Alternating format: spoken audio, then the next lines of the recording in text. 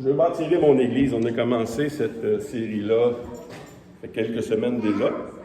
Et puis, je bâtirai mon Église. Évidemment, c'est Jésus-Christ qui bâtit l'Église. Hein? C'est pas nous. Et c'est pas par notre puissance. Donc, c'est pas un fardeau que le Seigneur met sur nos vies. Mais il nous donne la grâce de participer avec lui à bâtir l'Église. Il nous fait cette grâce-là. Quand il nous donne un don, par les dons qu'il nous donne, on a vu que Dieu a donné les dons de ministère. Aujourd'hui, on va voir les dons de l'Esprit. Et les dons de ministère et les dons de l'Esprit, tout ce que Dieu donne comme don, c'est pour l'édification du corps de Christ. Donc, c'est pour bâtir son Église. Et si on prend les dons, puis on prend notre appel au sérieux, bien, ça produit quelque chose. Mais on peut négliger ce don-là, on peut le mettre de côté. Ça peut aller loin, ça peut être difficile. Il y en a même qui ont mangé, on va dire en québécois, là, ils ont mangé des volets parce qu'ils n'ont pas voulu obéir, mais que le Seigneur les a rappelés et dit « Non, c'est ça que tu devais faire ». On l'a vu aussi avec l'Église, hein, que l'Église, quand Dieu a donné l'ordre d'aller faire de toutes les nations des disciples, que c'est quoi qui est arrivé? Ils ont commencé à bâtir des choses, ils ont établi des diacres, tout ça, mais ils n'allaient pas encore par tout le monde. Ils se fortifiaient eux-mêmes, puis Dieu a permis qu'il y ait une persécution dans l'Église pour que le message puisse sortir. Parce que le message, c'était d'aller dans tout le monde. Hein? Pas juste à Jérusalem, mais dans tout le monde. Puis c'est à partir de la persécution que les disciples ont sorti. Pas les apôtres ont resté à Jérusalem, mais les disciples sont sortis. Et aujourd'hui, on va voir, on est encore dans 1 Corinthiens 12, puis on va lire notre passage principal de ce matin. Pour ce qui concerne les dons spirituels, je ne veux pas, frères, que vous soyez dans l'ignorance. Déjà là, on voit que Paul, il veut qu'on soit au courant de ces dons-là. Vous savez que lorsque vous étiez païens, vous vous laissiez entraîner vers des idoles muettes, selon que vous étiez conduits. C'est pourquoi je vous déclare que nul, s'il parle par l'Esprit de Dieu, ne dit « Jésus est anathème », et que nul ne peut dire « Jésus est le Seigneur », si ce n'est par le Saint-Esprit. Il y a diversité de dons, mais le même Esprit. Diversité de ministères, mais le même Seigneur. Diversité d'opérations, mais le même Dieu qui opère tout en tous. Or, à chacun la manifestation de l'Esprit est donnée pour l'utilité commune.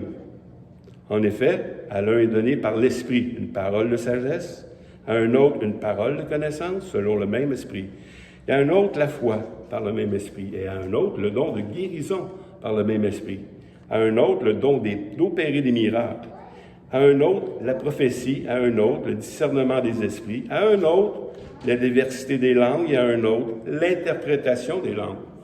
Un seul et même Esprit opère toutes ces choses, les distribue à chacun en particulier comme il veut. C'est lui qui veut. Dieu cherche des ouvriers. Il dit, Paul nous dit, désirez les dons. Désirez les dons. Dieu ne nous forcera pas. Dieu va demander, va te mettre à cœur, va tout faire pour que tu puisses demander le don pour le servir. Malheureusement, on voit que dans les églises, surtout dans Corinthiens 12, 14, et ainsi de suite, que les gens de Corinthe avaient reçu des dons, mais étaient immatures. Avec les dons, il faut être mature. Si Dieu te donne une richesse, supposons Dieu te donne le don de libéralité, mais que tu prends tes sous puis tu gaspilles ça n'importe comment. Ça ne glorifie pas Dieu. Puis on le dit, on l'a chanté, tout est pour la gloire de Dieu. Fait que si Dieu te donne un don, que ce soit un don d'orateur, que ce soit un don de service, peu importe les dons que Dieu te donne, tu dois le prendre au sérieux. Tu dois il y a des dons, par exemple, il n'y a pas besoin beaucoup d'exercices, hein? Comme laver les toilettes, on le fait tous à la maison. On peut le faire ici. Mais il y a des dons qui ont besoin de pratique. Il y a des dons qui doivent être développés. C'est à nous de le faire, à grandir dans le don que Dieu nous donne. Mais le problème, comme tous les autres dons, surtout ceux qui sont orateurs, ceux qui sont pour les dons du ministère, le problème, c'est nos capacités naturelles. On s'appuie sur nous au lieu de s'appuyer sur le Seigneur. Mais ici, on va voir qu'il y a des sortes de dons.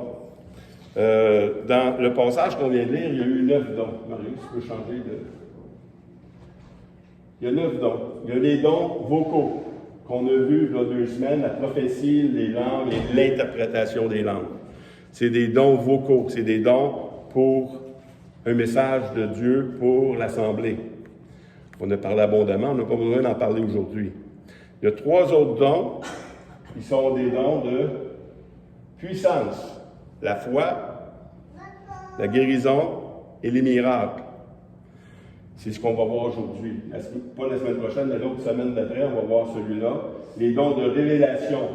C'est quoi une parole de sagesse? C'est quoi une parole de connaissance? C'est quoi le discernement des esprits? C'est des choses qu'on va voir plus tard. Donc, on va aller aujourd'hui dans les dons de puissance. Les dons de puissance, il y a 3 dons. Comme il y a 3 dons dans les dons vocaux, les dons vocaux ne sont pas tous égaux. On a vu qu'il y a les dons prophétiques, le don des langues, l'interprétation des langues. C'est quelle la plus grande? Prophétie. Paul, j'aime mieux dire 5 paroles. Avec l'intelligence, il y a 5000 en langue. Parce qu'elle édifie les autres. Mais chaque groupe comme ça a aussi un plus. C'est quoi qui est le plus? Ici, on va commencer par le plus, justement. Les dons de puissance, il y a la foi. Ça, c'est un don, on va l'expliquer aujourd'hui, c'est un don qui dépasse toute chose. Parce que c'est celui-là qui ne doute pas du tout de la parole de Dieu. Quand la parole de Dieu est déclarée, l'homme qui a le don de la foi, sans hésiter, accomplit ce qui est demandé. Puis ça se produit dans plusieurs domaines, mais on va voir les dons de la foi aujourd'hui. Les dons de puissance, la foi. On va commencer par la foi qui sauve, parce qu'il y a différentes sortes de foi dans la Bible. On voit que tous est appelé à vivre par la foi. On est sauvé par la foi. Bien, la première foi qu'on voit dans la Bible, c'est la foi qui sauve. Dans Jean 6, 47, en vérité, je vous le dis, celui qui croit en moi a la vie éternelle. C'est quelque chose qui est tellement simple, croire. C'est un ou l'autre. C'est comme tu vois un panneau de circulation, puis tu vois le panneau, puis tu dis, ça, c'est la direction Québec, ou ça, c'est la direction Montréal. De croire, c'est de dire, je vais tourner, si je m'en vais à Québec, je vais tourner vers Québec. C'est un acte d'obéissance, c'est un acte qui dit, je n'ai pas à douter des panneaux, tu sais. Mais quand Dieu te parle, puis il dit, celui qui croit en moi a la vie éternelle. On a tous été sauvés comme ça. Sur cette foi-là, de dire, est-ce que tu crois en moi? Puis souvent, les gens vont dire, oui, mais as-tu vraiment cru? Est-ce que je suis vraiment sauvé? Est-ce que... La parole de Dieu, elle me dit, si tu crois, tu es sauvé, tu as la vie éternelle. Déjà, j'ai la base. Mais croire en Jésus, de savoir qui il est, Jésus, c'est une autre chose. Hein?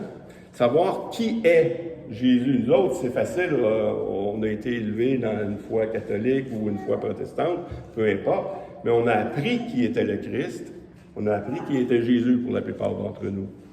Fait que de dire, celui qui croit en moi a la vie éternelle, mais c'est quoi croire en lui? Un autre passage, dans Matthieu 16, 15 et 16, c'est le passage qu'on a vu également, il n'y a pas tellement longtemps. Et vous, leur dit-il, qui dites-vous que je suis? On dit, il faut croire en Jésus. Mais c'est qui Jésus?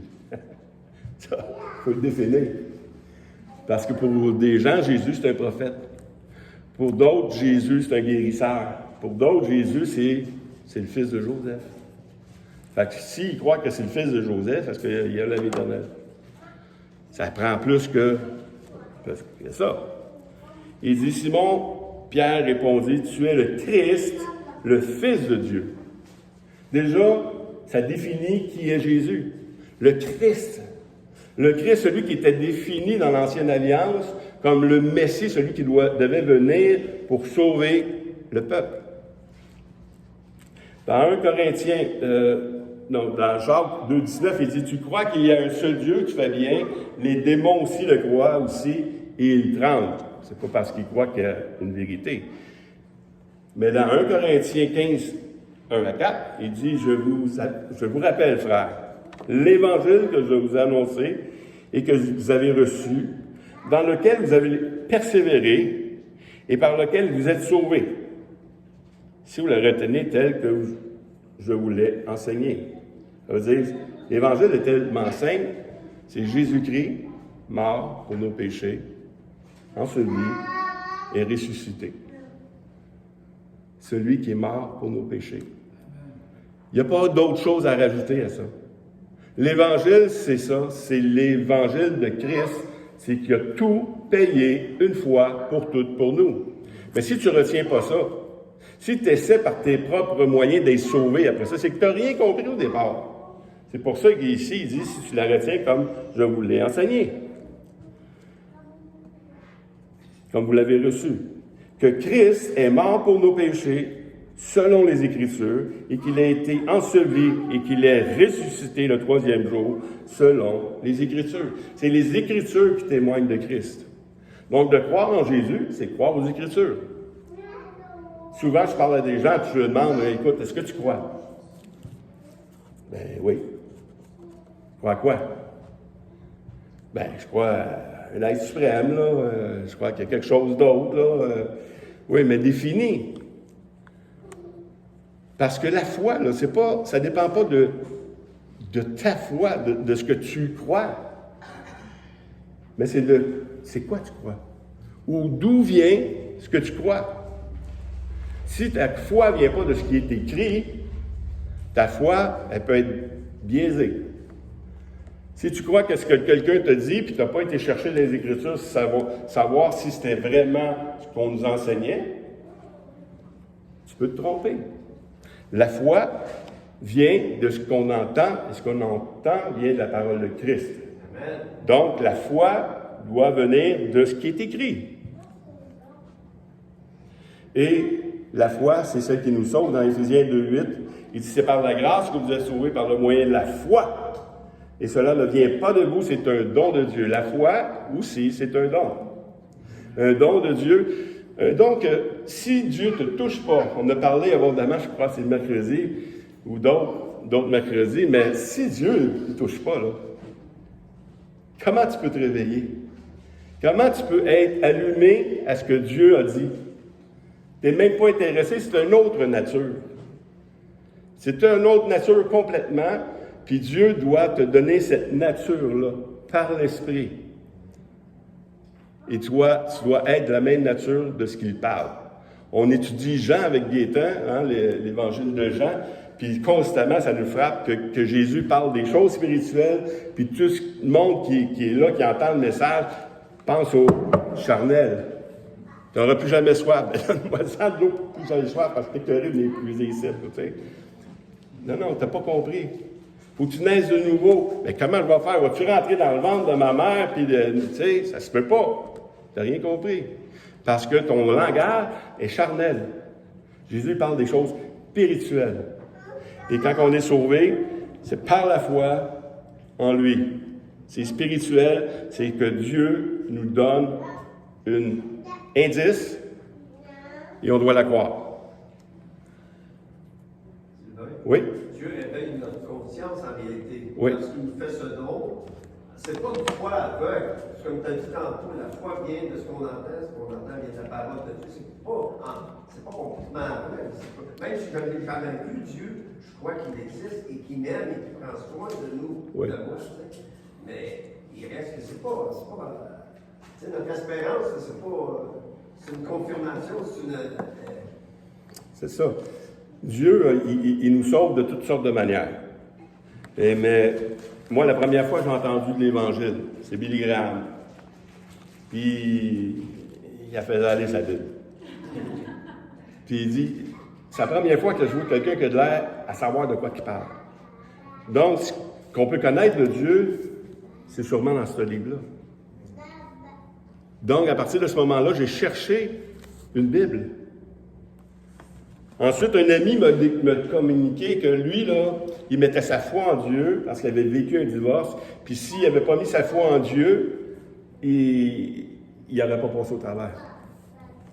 Donc, là, c'est une autre connaissance que j'ai. Je n'ai pas une connaissance des Écritures encore, mais j'ai une connaissance des vérités qui sont dans les Écritures, que Dieu pourvoit nos besoins. Il vient pourvoir à chacun de nos besoins. Donc, j'avais un petit besoin. Je me suis mis à genoux. J'ai demandé à Dieu, Seigneur, si tu existes vraiment, là, tu vas prendre soin de moi. Tu vas prendre soin de mon besoin. Je me suis levé, je me suis couché.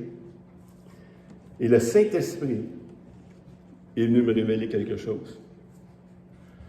Il dit, même si je ne prends pas soin de toi, même si je ne réponds pas à ta prière, j'existe pareil. Je me suis relevé, je me suis remis à genoux, j'ai demandé pardon au Seigneur. J'ai dit, Seigneur, je te demande pardon, même si tu ne réponds pas à ma prière, tu existes pareil. Juste le fait que je t'ai adressé une prière, c'est que je crois en toi. C'est simple, la foi. Et plus tard, il y a eu d'autres événements, mais aujourd'hui, quand je vois le recul de ce qui s'est passé, c'est la parole de Dieu qui m'a sauvé. C'est Dieu, par l'Esprit, qui m'a allumé à lui. Parce qu'avant ça, je n'avais aucun intérêt. Le seul intérêt que j'avais, c'est ma propre personne. Et Dieu a changé tout ça. Par la grâce de Dieu. Donc, la foi, la première foi qu'on a vue, c'est la foi qui sauve. C'est une foi qui vient de Dieu, encore une fois. C'est Dieu qui nous accorde cette repentance-là à salut. Il nous révèle. Ensuite, la deuxième foi qu'on va voir, c'est la foi générale ou commune, celle qui appartient à tous les croyants après. Tu as été sauvé par la foi, mais continue par la foi. Tu ne peux pas être sauvé par la foi puis continuer par tes œuvres, continuer par tes efforts ou continuer comme tu vivais autrefois. Tu dois vivre maintenant d'une autre manière, d'une manière de ce que Dieu a fait de toi.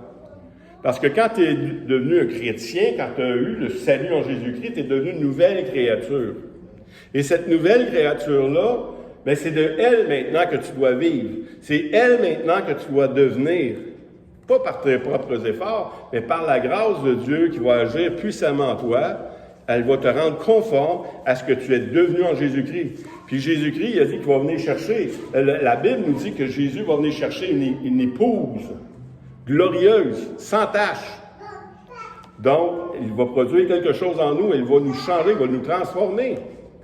Par sa grâce. On le voit aussi, c'est toujours par la grâce qu'on est transformé, dans Tite 2.10, par exemple. Si vous pouvez aller voir ça, c'est un des passages les plus merveilleux dans la parole de Dieu.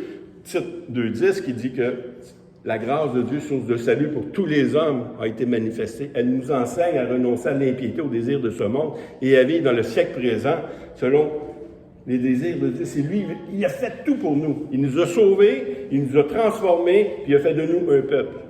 Gloire à Dieu. Maintenant, est-ce que je suis digne? Qui est digne? On ne l'est pas par notre chair. On l'est en Jésus-Christ seulement. Seulement. Mais c'est pas mentir de dire que je ne suis pas un pécheur. Parce que la nouvelle nature créée en moi n'est pas pécheur. Elle n'a jamais péché, elle ne péchera jamais. Ma chair, par contre, qui a été rachetée, elle va continuer à m'en tirer vers le péché. Elle va continuer à produire un effet dans moi. Mais elle doit mourir. Je dois la faire mourir. Comment? En étant rempli de l'Esprit. En marchant selon l'Esprit. Paul dit, marcher selon l'Esprit, vous n'accomplirez pas les désirs de la chair. Donc, je dois m'entourer de la parole de Dieu. Si je vis par la foi, si je dois vivre par la foi vient de la parole de Dieu. Si je ne m'entoure pas de la parole de Dieu, comment ma vie va être transformée? C'est impossible. Parce que la parole de Dieu, c'est elle qui va me transformer, c'est elle qui va produire une semence dans ma vie qui va me rendre semblable au Christ. Parce que c'est mon but de lui être semblable.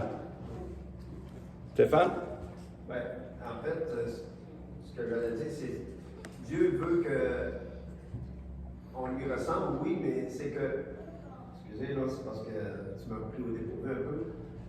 Dans ça, le Seigneur, lui, il désire, il dit qu'il est le rémunérateur de toutes choses dans Hébreux 6. Il pourvoit, il est le pourvoyeur. Ça fait vu qu'il nous a sauvés. Maintenant, c'est quand tu parles de la foi, le premier point, c'est de croire ce que Dieu dit. Mon problème, c'est que je ne crois pas ce que Dieu dit. Exact. Ça fait que si je ne crois pas, je doute de Dieu. Chaque fois que je pêche, c'est parce que je l'ai douté de la grandeur de Dieu sur ma vie, puis que je ne crois pas à lui, je ne crois pas à l'Écriture. L'Écriture, c'est Christ. Dans Jean 1, ça dit, c'est la parole, c'est Jésus. C'est ça. Puis même sur la croix, des fois, on veut la tordre, la vérité. Ouais, hein? Dieu, il te dit, tu vas avoir un enfant, puis t'attends, ben ça va être pas avec elle que je vais faire, c'est avec l'autre. Mais tu courbes la parole au lieu de l'attendre. La foi, c'est la persévérance, puis la promesse va arriver. Mais la foi commune, la foi générale qu'on veut voir ici, c'est dans Romains 1,17, parce qu'en lui est révélée la justice de Dieu par la foi et pour la foi, selon qu'il est écrit, le juste vivra par la foi. On a été sauvés par la foi, maintenant il faut vivre par la foi parce que les promesses de Dieu s'obtiennent par la foi. Mais ici, on voit d'autres choses dans Romains 12,3. Par la grâce qui m'a été donnée, je dis à chacun de vous de n'avoir de lui-même une trop haute opinion, mais de revêtir des sentiments modestes, selon la mesure de foi que Dieu départit à chacun. Ça veut dire qu'on n'a pas tous la même mesure de foi. De toute façon, on n'est pas venus au Seigneur tous dans la même situation. Une prostituée qui vient au Seigneur n'a pas le même combat qu'un autre qui arrive, qui est né d'une famille chrétienne, puis écoute, la seule chose qu'il a faite, c'est qu'il a fumé une cigarette. Tu sais, c'est pas la même chose, tu sais. C'est pas le même combat, il part pas de la même place. Mais Dieu donne une mesure de foi. Une mesure de foi, c'est qu'on n'est pas tous partis de la même place, et Dieu te donne quelque chose à t'accrocher après, chacun en particulier. Tout le monde ici a la foi, parce qu'il a été sauvé, mais aussi tout le monde ici a une foi qui doit développer constamment. Dans Éphésiens 4,13, il dit « Jusqu'à ce que nous soyons tous parvenus à l'unité de la foi, à la connaissance du Fils de Dieu, à l'état d'homme fait, à la mesure de la stature parfaite de Christ. » Donc, jusqu'à ce que nous soyons tous parvenus à l'unité de la foi. On a tous à grandir dans la foi. On a tous à connaître des choses. Il y en a qui ont des grandes foi, puis une petite foi.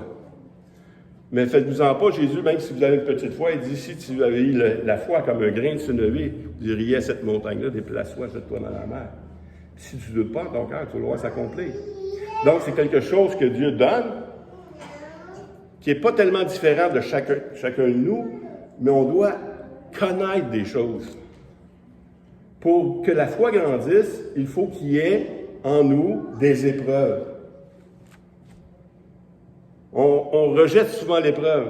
On n'en veut pas d'épreuve. C'est pas le fun, les épreuves. Non, ce qu'on veut, c'est la victoire. Mais si tu n'as pas l'épreuve, tu n'auras pas la foi. Parce que l'épreuve fait grandir ta foi.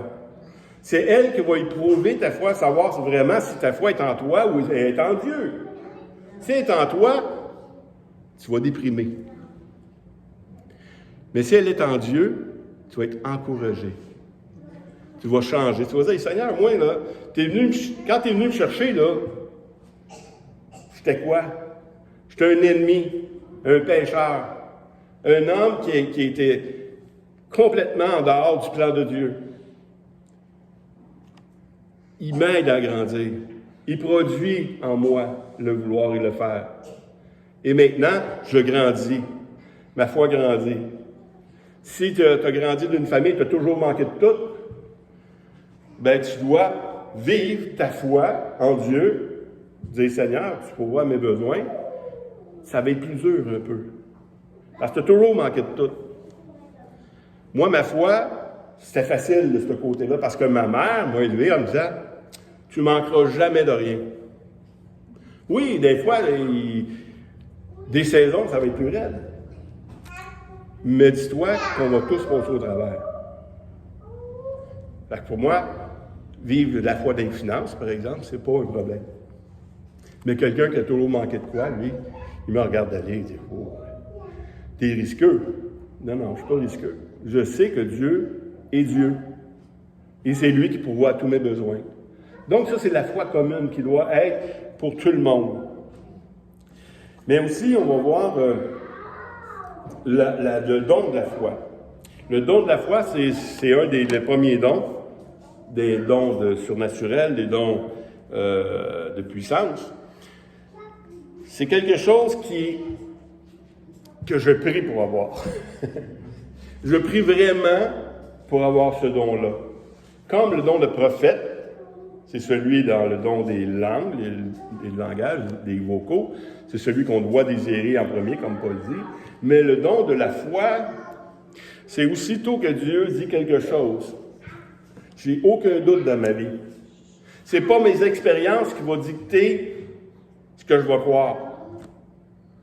Mais c'est la parole de Dieu. Vous savez, la journée, à un moment donné, j'étudiais puis je voulais prêcher sur un passage qu'on va lire tantôt, mais quand il dit si quelqu'un est malade, qu'il appelle les anciens de l'Église, puis si les anciens ils vont loin de lui, le malade va être guéri, hein? Puis même s'il a péché, son péché va être pardonné, tout ça. Le malade sera guéri. Et je suis allé voir dans un dictionnaire biblique qui disait tout simplement, c'est pas ça qu'il veut dire parce qu'on l'a fait, nous autres, ça n'a pas marché. La foi, ça ne marche pas sur nos expériences. Notre foi, elle marche sur ce que Dieu déclare des choses. Et quand on a le don de la foi, c'est quelque chose que ça fonctionne plus. Il n'y a rien dans ta vie qui va venir t'empêcher de croire en Dieu.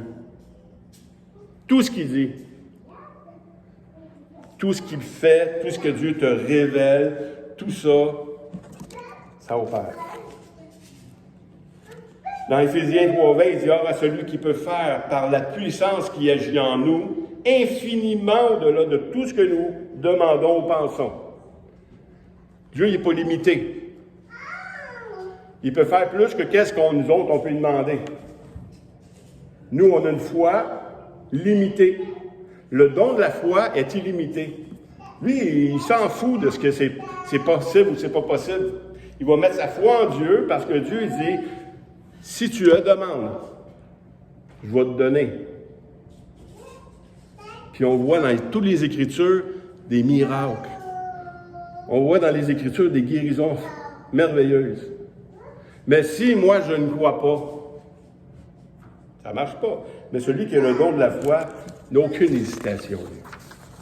N'a aucune hésitation. En Hébreux 11:1, or la foi est une ferme assurance des choses qu'on espère, une démonstration de celles qu'on ne voit pas. C'est fou, la foi. La foi, c'est quelque chose que tu ne le vois pas, mais tu le sais. C'est une ferme assurance. Autrement dit, tu sais que c'est ça. C'est vrai. On le vit dans le naturel, pourtant. Moi, quand j'ai acheté mon auto, là, je l'ai acheté, mais elle n'était pas encore chez nous. Mais je le sais que je l'ai acheté. Est-ce que j'ai besoin d'une grande foi? Non, parce que je l'ai vu de mes yeux. J'ai vu des choses, j'ai choisi l'équipement, puis je l'ai payé en plus. Mais pas encore arrivé. Donc, mais la foi, le don de la foi, c'est quelque chose c'est au-delà.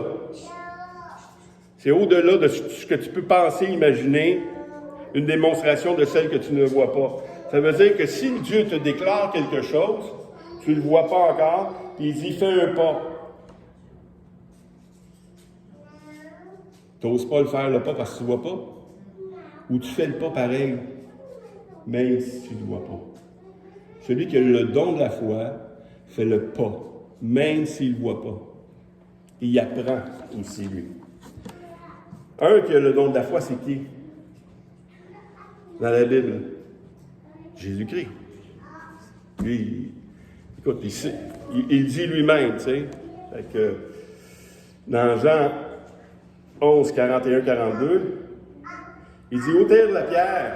Et Jésus, levant les yeux en haut, la résurrection de Lazare, Père, je te rends grâce de ce que tu m'as exaucé. Pour moi, je savais que tu m'exauces toujours. Ça, c'est la foi, le don de la foi. Je sais que tu m'exauces toujours. Puis en disant ça, il dit, je sais que tu m'exauces toujours, mais j'ai parlé à cause de la foule qui m'entoure, afin qu'ils croient que c'est toi qui m'as envoyé.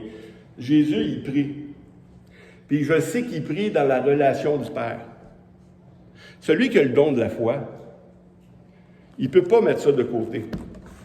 Puis dire, non, moi, j'ai le don de la foi maintenant, et je vais accomplir, je vais demander à Dieu, puis il va accomplir les choses. Non, non, tu dois connaître la volonté de Dieu. La foi vient de ce qu'on... La foi doit commencer où que la volonté de Dieu est connue. Si la volonté de Dieu n'est pas connue, tu n'as pas d'affaire à faire des choses. Tu sais, ça fait longtemps quand même que je suis pasteur, puis il y a des gens qui me disent, oui, mais comment ça tu travailles encore, puis tout ça. Puis Dieu, moi, il ne m'a pas dit, arrête de travailler. La journée que Dieu va dire, arrête de travailler, c'est quoi je vais faire? Non, mais aller voir ma femme. Et ensuite, on devrait arrêter de travailler parce que si Dieu me convainc, moi, si Dieu me dit à moi, arrête de travailler, il va dire à ma femme, regarde, je vais pourvoir tes besoins, fais-toi-en pas. Hein? C'est comme ça que Dieu fonctionne. Mais je dois connaître la volonté de Dieu, parce que la foi commence là où la volonté de Dieu est connue. Ensuite, Romains 4, 18. Comme on a vu tantôt, espérant contre toute espérance. Il crut en sorte qu'il devint père d'une grande nombre de nations, selon qu'il lui avait été dit. Telle sera ta postérité. Donc, Abraham a cru. Malgré toute espérance, il était rendu à 100 ans. C'est là qu'il a eu son enfant. Toute espérance, c'est le Dieu de l'impossible. Il n'y a rien dans ta vie qui dit que tu vas avoir un enfant. Tout est contre toi. Tu n'as même plus de désir pour ta femme. Ta femme n'a plus pour toi non plus. Et puis, tu es rendu vieux. Es-tu encore capable? Pas sûr. Mais Dieu dit, tu vas avoir des enfants. Tu vas être père d'un grand nombre de nations. Donc, espérant contre toute espérance. C'est ça le don de la foi. Le don de la foi ne se fie pas à son expérience, encore une fois. Deuxième don, le don de guérison. Le don de guérison, c'est quoi? Bien, ça guérit l'âme et le physique. Ça fait partie de l'être humain, le don de guérison. C'est quelque chose qui est... On voit dans la parole de Dieu, on a tous à prier pour la guérison, mais le don de guérison, les dons de guérison, guérit davantage. Comme on a vu tantôt, quelqu'un est-il malade, qu'il appelle les anciens de l'Église, et les anciens prient pour lui, en loignant d'huile au nom du Seigneur. La prière de la foi sauvera le malade, et le Seigneur relèvera. S'il a commis des péchés, il lui sera pardonné. Ici, la première des dons de guérison, c'est une prière de foi. Si tu as un don de guérison, il est accompagné souvent de d'autres dons. Surtout le don de guérison. Pourquoi le don de guérison est accompagné de d'autres dons? Bien, si tu n'as pas la foi, tu as beau dire, je vais prier. C'est vrai que j'ai déjà prié 100 fois, puis le monsieur a été guéri. C'est déjà arrivé. Puis quand ça a été guéri, Je me disais, ça doit être un addon, ça n'a pas d'allure. T'sais. Pourtant, on a prié, on a pris le temps, on s'est arrêté, on a prié pour la guérison. La guérison est là, pourtant. Mais le don de la foi pour la guérison, c'est autre chose. C'est quelque chose qui se fait par la foi. C'est quelque chose qui ne doute pas. Moi, par exemple, si je suis malade, je ne demanderai pas à quelqu'un qui n'a pas la foi sur la guérison de prier pour moi. Parce que celui qui doute ne croit pas qu'il va recevoir. Donc, si vous êtes malade, soit vous agissez selon les Écritures, en disant, celui qui est malade, la parole de Dieu dit, qui appelle les anciens, que les anciens vont loindre d'huile, puis il va avoir la guérison. Ça, c'est biblique. Fait que s'il y a des gens qui sont malades ici, puis ils ne me demandent pas à moi, ou ils ne demandent pas aux anciens de prier pour lui, bien, il n'agit pas selon les Écritures. Il peut agir selon sa foi à lui, parce qu'il n'est pas à l'extrémité. Monsieur René Leblanc, lui, il nous a demandé de prier pour lui à un moment donné, puis il a eu sa délivrance. Il a eu sa guérison. Il a demandé tout simplement, il y avait des anciens ici, il nous a demandé, est-ce que vous pouvez prier pour nous? Puis il a eu sa guérison. C'est comme ça fonctionne. Moi, je ne demande pas aux gens, je ne force pas les gens à prier pour eux. Je peux demander, on peut prier, tu sais, on s'envoie des messages, ben, tu peux-tu prier pour un tel, tu peux prier pour un tel. Mais quand quelqu'un est malade, qu'il prie premièrement. Mais s'il est à l'extrémité, si c'est à l'extrême son affaire, pourquoi tu ne fais pas comme la parole de Dieu dit? Parce que tu ne crois pas qu'un homme peut faire quelque chose. La Bible nous dit que si quelqu'un est malade, il appelle les anciens.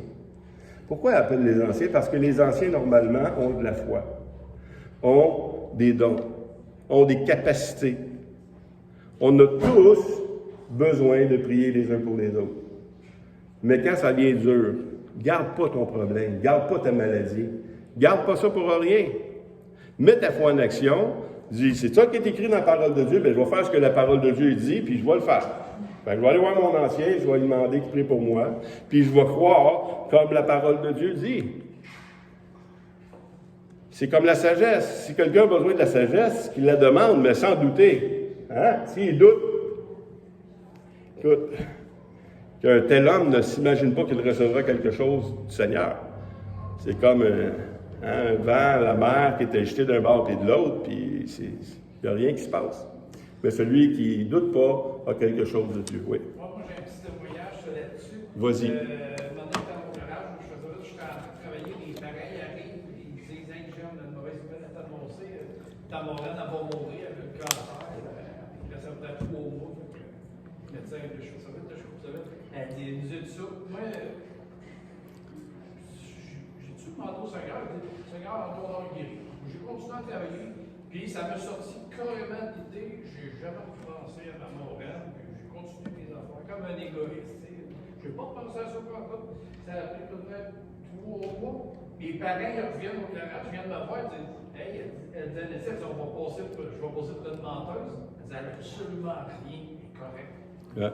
Mais, puis avec le temps, j'ai compris que le Seigneur, c'était pour moi, c'était le témoignage de foi. Je n'ai pas douté, c'était comme réglé, je l'avais remis au Seigneur.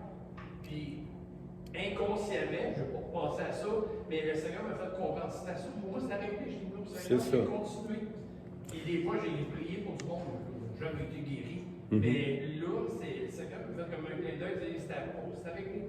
J'ai pris ça dans les mains du Seigneur, j'ai continué. Puis, le Seigneur il a renvoyé mes parents pour me confirmer que la guérison t'a fait. Amen. C'est des choses que Dieu fait, et on apprend à grandir dans la foi. Hein? Et puis, des fois, on demande des choses surnaturelles à Dieu. Donne-lui un cœur neuf, des nouveaux poumons, quelque chose de genre. Puis, on demande ça des fois sans y penser. T'sais. La seule chose que tu t'aperçois, quelques mois plus tard, le gars vient te voir. Hey, j'ai passé un examen, mes poumons sont neufs. J'ai des poumons de bébé. J'ai beaucoup de témoignages de ces choses-là. Des gens qui ont eu des cœurs neufs, des poumons neufs. Ça, c'est des miracles. Ça, c'est quelque chose qui n'était pas, puis là, il l'est. C'est quelque chose de merveilleux. C'est des dons que Dieu nous donne. don de guérison, on est rendu à Actes. Pierre, voyant cela, dit au peuple, « Hommes israélites, pourquoi nous étonnez-vous de cela? Pourquoi avez-vous les regards fixés sur nous comme si c'était par notre propre puissance ou notre propre piété que nous eussions fait marcher cet homme? C'est par la foi en son nom que son nom a affermi celui que vous voyez et connaissez. C'est par la foi en lui qui a donné à cet homme cette entière guérison en présence de vous tous. Par la foi. La foi, celui qui a le don de guérison, a le don de la foi. Mais il peut avoir aussi le don, celui qui a le don de guérison surtout, il peut avoir le don de discernement des esprits aussi. Pourquoi? Parce que souvent, la guérison, c'est quoi? On chasse un démon, puis il est là. Dans Actes 3, 6, 7, alors Pierre lui dit, de la manière que Pierre a fait la guérison, c'est assez simple.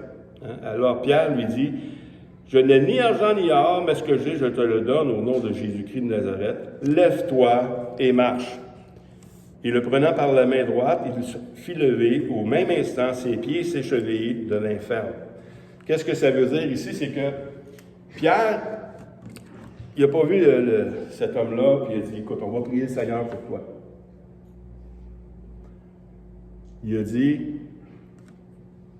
à l'homme, « Lève-toi et marche. » Une grosse différence. Souvent, nous, on supplie le Seigneur. C'est correct de mettre des choses devant le Seigneur, mais aussi, la prière de la foi, c'est de dire aux choses. Prends ton lit, lève-toi et marche. Si quelqu'un dit à cette montagne, déplace-toi dans la mer, puis s'il ne doute pas dans son cœur, il va le voir s'arriver. Ça, c'est la prière de la foi. Mais la guérison, la foi accompagne également. La prière de la foi accompagne le don de guérison. Il y a le discernement des esprits, comme on a dit, dans Matthieu 12, 22. Alors, on lui amena un démoniaque aveugle et muet et le guérit, de sorte que le muet parlait et voyait. Wow. Accompagné du discernement de l'esprit. Il savait que c'est un démon qui faisait ces choses-là. Il y a beaucoup de témoignages, mais je vais le couper, parce que le Seigneur m'a montré qu'il peut parler même à un démoniaque. Il me l'a prouvé. Et puis, c'est quelque chose de voir, quand le Seigneur te dit, elle est possédée, tu dis, wow, c'est déjà bien. Mais Seigneur, moi, je demande souvent au Seigneur, je sais que tu me parles, non, au Québec. Quand je suis aux États-Unis, est-ce que tu parles aux autres aussi? Puis tout ça. Puis là, soit là, je demande au Seigneur, est-ce que tu parles aux démoniaques, ceux qui sont possédés? Est-ce que tu es capable de leur parler? Ou à cause qu'ils sont possédés, ils ne peuvent pas t'entendre, tu sais? Puis la fille que le Seigneur m'avait montré qu'elle était possédée, était rendue peut-être à 500 mètres plus loin. Mais le Seigneur, si elle t'entend, il fallait retourner. Qu'elle vienne de ce côté-ci, que je puisse prier pour elle. Puis je vous le dis, aussitôt que j'ai fini ma prière, la fille, elle a arrêté de marcher. Elle s'est retournée comme ça devant la maison à elle, puis elle est revenue vers moi. Ça, c'est le fun de voir comment le Seigneur peut tout accomplir. Même un démoniaque, il peut dire, il sort, tu sais. Il peut dire n'importe quoi, mais il se sert de nous constamment. Dans Marc 5, 6 à 15, c'est un grand passage, on va le lire. Ayant vu Jésus de loin, il accourut, se prosternant devant lui, le démoniaque, légion, et s'écria d'une voix forte, « Qu'y a-t-il entre moi et toi, Jésus, Fils de Dieu très haut? » Déjà, tu ne l'as jamais vu, puis tu sais c'est qui. C'est pas normal. C'est déjà un démon qui est dans lui. C'est un discernement, tu le vois. Je t'en conjure au nom de Dieu, ne me tourmente pas. Car Jésus disait, sors de cet homme. Il était déjà en train de chasser l'esprit impur. Et il lui demanda, quel est ton nom? Légion est mon nom. Il lui répondit, car nous sommes plusieurs. Ils le prièrent instamment de ne pas l'envoyer hors du pays. il y avait là, vers les montagnes, un grand troupeau de pourceaux qui paisait. Et les démons le prièrent en disant, « Envoie-nous dans ces pourceaux afin que nous entrions en eux. » Il leur permit. Et les esprits impurs sortirent, entrèrent dans les pourceaux, et le troupeau se précipita de la pente escarpée dans la mer. Il y avait environ 2000. Il y en avait environ 2000. Ils se noyèrent dans la mer. Ceux qui les faisaient paître s'enfuirent et répandirent la nouvelle dans la ville et dans les campagnes. Les gens allaient voir ce qui est arrivé et ils virent auprès de Jésus, ils virent le démoniaque, celui qui avait eu la légion, assis et vêtu dans son bon sens. Ils furent saisis de frayeur. Une guérison de l'âme ou du corps, c'est merveilleux. C'est une guérison, je prie le Seigneur depuis que j'ai la foi, je prie le Seigneur de voir ça. Un insensé devenir sensé. Le démoniaque, c'est ça. Celui qui était démoniaque, il était insensé, il était rempli de démons. Puis d'un instant à l'autre, les gens le voient assis dans le bon sens, puis revêtu, habillé comme il faut. C'est quelqu'un qui n'est pas vivable, puis d'une minute à l'autre, son âme est guérie, puis délivré des démons dans le bon sens. Ça, c'est un miracle que je demande au Seigneur de voir avant de mourir. De voir et de prier pour une personne comme ça. Personne qui n'est pas fonctionnelle, tu pries pour lui, bang, il est fonctionnel. Ça, c'est merveilleux. Il le fait avec nous, tranquillement. Mais de le voir comme lui, c'est autre chose. Acte 19, 11 à 12. Et Dieu faisant des miracles extraordinaires par les mains de Paul, au point qu'il appliquait sur les malades des linges et des mouchoirs qui avaient touché son corps, et les malades les quittaient et les esprits impurs sortaient. Avait touché son corps et les maladies les quittaient et les esprits malins sortaient. Donc, c'est pas juste Jésus. Jésus, il dit, j'ai fait des choses, vous allez en faire des plus grandes. Ça, c'est quelque chose que même Jésus n'a pas fait. De toucher des linges, puis les esprits malins quittent. Ça, il y a une puissance qui est là. C'est pour ça que je vous dis, les dons, là, c'est pas par notre propre piété, c'est pas par notre obéissance, c'est uniquement parce que le Seigneur veut se glorifier à travers nous autres. Mais est-ce qu'on a l'audace? Est-ce qu'on peut oser le croire? C'est ça le problème. On n'ose pas croire que Dieu peut se servir de nous, pécheurs. Pas bon. Non, le Seigneur se sert de nous autres, même si on n'est pas bon. J'ai vu des témoignages, encore une fois, de ça. C'est quelqu'un qui cherchait à avoir une prophétie. Une femme que je connais, et elle attendait une réponse de Dieu. Et puis, elle voyait souvent des grands hommes de Dieu, puis elle s'imaginait toujours que c'est par lui que je vais avoir ma prophétie, si c'est par lui que Dieu va me donner sa réponse. Mais finalement, c'est une autre femme qui l'appelle, une femme qui est toujours en boisson, ou presque. Puis il dit, le Seigneur me dit de te dire ça. Wow! Est-ce que c'était parce qu'elle était meilleure qu'un autre? Parce qu'elle osait dire les choses que Dieu lui dit. Elle osait accomplir ce que Dieu lui demandait. Donc, pour les dons de guérison, c'est la même chose. Si Dieu te demande de guérir, souvent Dieu, je voyais quelqu'un, puis je n'étais pas sûr, puis je vais-tu prier? Puis là, je parle pas anglais, puis je fais quoi, tu sais, puis... Bien là, un moment donné, j'étais dans une place que le monsieur, il avait mal au dos, c'est épouvantable. Puis j'ai dit à ma femme, reste avec moi, on va aller prier pour le monsieur. Puis le monsieur, il était ravi que quelqu'un ose aller prier pour lui. Il a senti quelque chose. Je ne sais pas s'il a eu sa guérison complète, parce que je ne l'ai pas vu. Mais vu que ma femme parle plus anglais que moi, ben, on a réussi à débrouiller et prier pour lui. Mais oser faire les choses que Dieu nous demande, là, ça, c'est vivre par la foi aussi. Donc, le don des guérisons. On va aller tout de suite. Il y a Paul qui a fait quelque chose aussi quand il a ressuscité celui qui est tombé. Hein? Celui qui est tombé en bas du châssis, là, parce qu'il y avait des chandelles. Hein? Oui. Ah, il est là, OK. Or, un jeune homme nommé Eutychus, qui était assis sur la fenêtre, s'endormit profondément pendant le long discours de Paul, entraîné par le sommeil, et il tomba du 3e étage en bas, il fut révélé mort. Le jeune homme fut ramené vivant, et ce fut une grande consolation. Pourquoi j'ai sorti ce verset-là? Parce que c'est pas toujours démoniaque, les affaires. Si je me casse une jambe, c'est pas un démon qui me casse une jambe. Mais je peux prier pour la guérison physique des choses merveilleuses peut s'accomplir également. Le don d'opérer des miracles, par exemple. Le don d'opérer des miracles, c'est le 3e, et on va finir assez rapidement là-dessus.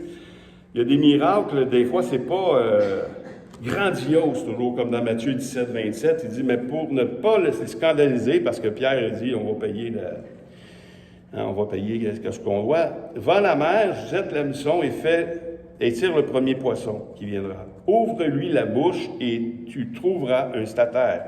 Prends-le, donne-le pour toi et pour moi. Le don des miracles, ça va au-delà de tout ce qui est naturel. Tout ce qui est dans l'ordre naturel, Dieu peut faire changer ça. Puis celui qui a le don des miracles va contre ce qui est ordre naturel. C'est pas normal que tu trouves une pièce d'argent dans la bouche d'un poisson. Déjà, de savoir que c'est lui qui va mordre à l'hameçon, le don de miracle, c'est ça. Le don de miracle, ça se trouve partout. Le don de miracle, c'est de faire remonter le fer que tu as perdu dans le fond de l'eau. Le don de miracle, c'est de prendre ton manteau, frapper les autres, les diviser. C'est contre nature. L'eau, naturellement, elle va continuer. Mais surnaturellement, le don de miracle, c'est qu'elle va arrêter, elle va te laisser passer à sec. Le don de miracle, c'est la multiplication des pains. C'est la pluie qui s'arrête ou qui continue pendant longtemps. Le don des miracles, c'est arrêter même la tempête, comme Jésus a fait. Qui est celui-ci qui commande même à la mer et au vent? C'est le don des miracles, ça. C'est contre nature. Ou des choses, c'est prouvé, ça aussi, de faire reculer le temps. C'est un miracle. C'est contre nature. C'est déjà arrivé, puis c'est prouvé même que c'est arrivé. Ça peut être aussi comme mélanger un peu avec le don de guérison, comme faire pousser une jambe. Elle n'est plus là, la jambe. La jambe n'est plus là. Hein? Ton beau-frère, Donald, il a vu une jambe pousser. Il a prié, puis la jambe s'est mise à pousser. À partir d'ici, c'est poussé. C'est quelque chose qui n'était plus là, qui était là après. Ressusciter un mort, c'est quelque chose, l'âme n'est plus là, il est mort. C'est contre nature. Ressusciter un mort, c'est miraculeux. Mais la plus belle chose que moi, je crois qui est un miracle, c'est une personne qui naît de nouveau. T'es mort. T'as aucune vie. Puis Dieu te permet que tu puisses avoir la vie en lui. Ça, c'est le plus beau miracle que j'ai vu. C'est le miracle qui est contre notre mentalité, parce qu'on s'efforce, nous, de prêcher l'Évangile, que les gens soient sauvés. Combien de gens à qui on parle qui rejettent ces vérités, mais un jour, la lumière s'allume. Ça, c'est merveilleux. De voir que la lumière s'allume, puis il y a une soif de Dieu qui se produit après, c'est un des plus beaux miracles. Oui, j'ai vu des enfants naître, qui sont venus au monde des enfants. C'est beau aussi. Il y a des belles choses. C'est la vie. Mais de naître de nouveau, c'est une chose que Dieu seul peut faire. Puis dans tous les dons de puissance qu'on a vus aujourd'hui, les 3 dons de puissance, la foi, la guérison et les miracles, c'est Dieu qui produit ça en nous. C'est pas par nous, c'est par lui. Donc, à lui toute la gloire. C'est des choses qui existent encore aujourd'hui.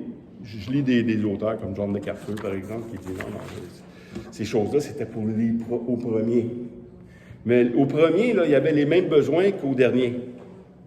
Les gens ont besoin de voir des miracles encore aujourd'hui. Les gens ont encore besoin de voir des guérisons aujourd'hui. Parce que les guérisons prouvent que Dieu existe. Prouvent que Dieu est encore vivant. Combien de fois on va prêcher dans le parc? Ouais, mais si Dieu faisait ça, moi, je croirais. Fait que commence à croire, premièrement. Commence à croire que Dieu existe, puis qu'il peut faire des choses. La Bible dit que celui qui s'approche de Dieu doit croire que Dieu existe et qu'il est le rémunérateur de ceux qui le cherchent. Premièrement, croire que Dieu existe et croire qu'il va faire des grandes choses pour toi. Dans 2 semaines, on va voir les dons de sagesse, parole de sagesse, parole de connaissance, ces choses-là. C'est intéressant de voir la différence également. Puis on ne verra pas juste ça parce qu'on va avoir plus de temps, mais comme vous le savez, dans l'étude, je n'ai pas fait les pasteurs ni les docteurs. Parce que c'est ce qu'on connaît le plus en tant qu'Église. On sait c'est quoi un pasteur, un berger, puis tout ça, tout ce qu'il fait. C'est intéressant, mais je l'ai prêché il n'y a pas tellement longtemps aussi, donc je ne referai pas cette prédication-là. Mais en même temps, Dieu nous donne des choses, et si on les saisit, si on les croit, on va les mettre en application. Si on les met en application, Dieu va être glorifié. Amen. Amen. Seigneur Dieu, merci pour tout ce que tu nous donnes. Tu nous donnes des missions, Seigneur Dieu. Tu nous donnes une grande mission. C'est d'aller prêcher ta parole, c'est d'aller faire de toutes les nations des disciples. Mais tu ne nous envoies pas les mains vides. Tu nous envoies avec des dons, des capacités surnaturelles pour accomplir ta mission.